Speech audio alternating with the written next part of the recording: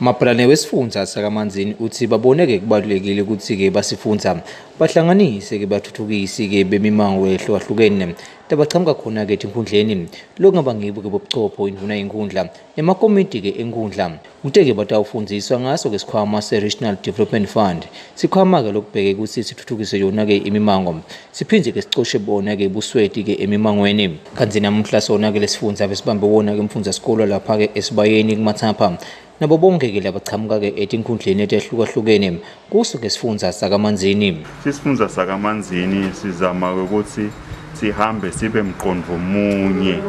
endzabeni yesikhwama lesisibita ngekuthi i-Regional Development Fund i-RDF. Sizame lapha ukuthi bonke bomabhalane abakhona etifundzeni buqopho kanye netindvuna tetinkhundla nebathuthukisi kanye ne-technical team yesifundza lebuka leticelo iti-appraise sihlangane la esibayeni ukuthi sibukisane lo mthetho lesisebenta ngayo si-RDF siphindze sishela neligwayi kwekuthi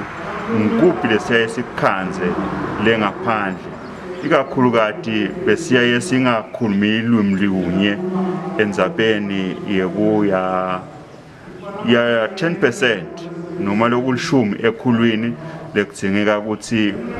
umuntu nakafaka sicelo ahlangabete ukuze sicelo sakhe sitawukhona ukuthi siqhubeke sihambe hayi ukuthi siyabambeka yina ukuthi lo 10% but indlela nje ukuthi nawe nako lohlangabeta ngayo kulesikhwama